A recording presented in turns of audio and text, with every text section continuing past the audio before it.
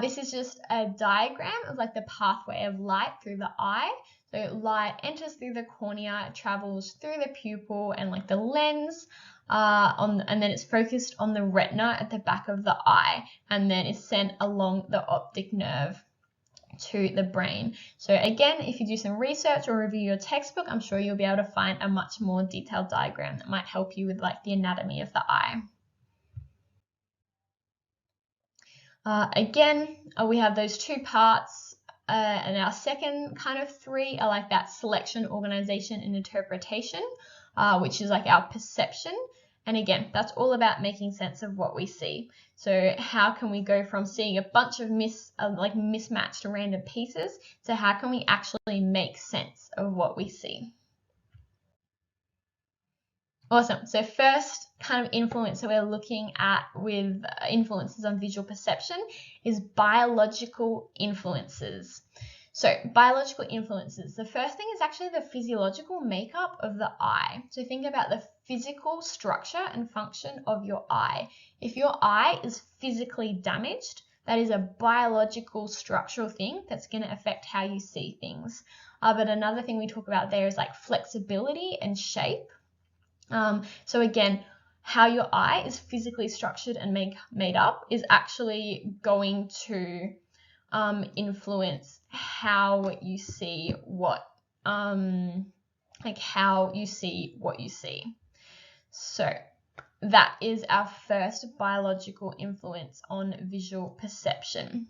The second one that we actually look at quite a lot is aging, and how we kind of think about that is like a big influence of that is actually like a loss of elasticity in the eye. So as we age, our eyes actually become less flexible.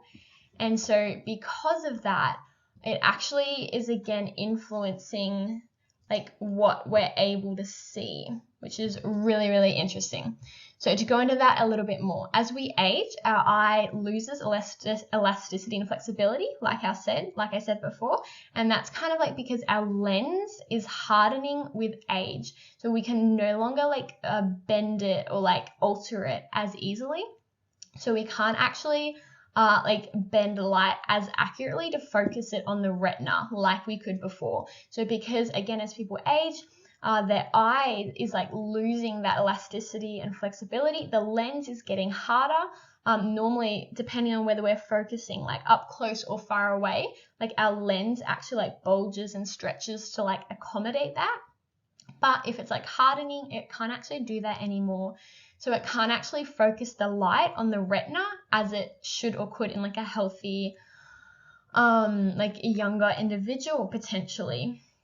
So that like becomes an issue. So it might be focusing the light like too soon or like too far back.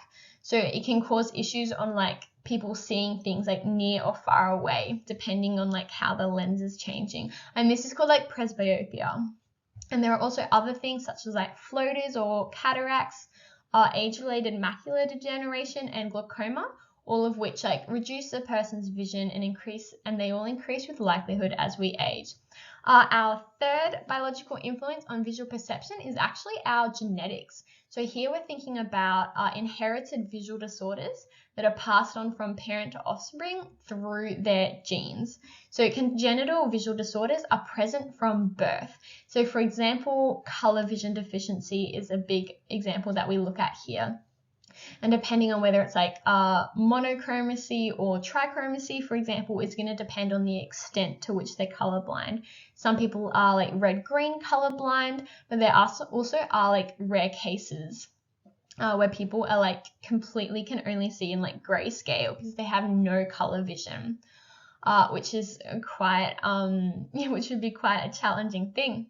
So again, to link that back with our previous knowledge, we talked about how the photoreceptors, the cells on the back of our retinas, we had our rods and our cones. Our cones were responsible for like that high quality color vision, and our rods were responsible for the black and white vision. So what happens in color blindness is people might be missing some of the cones, so they actually have the inability to perceive that color.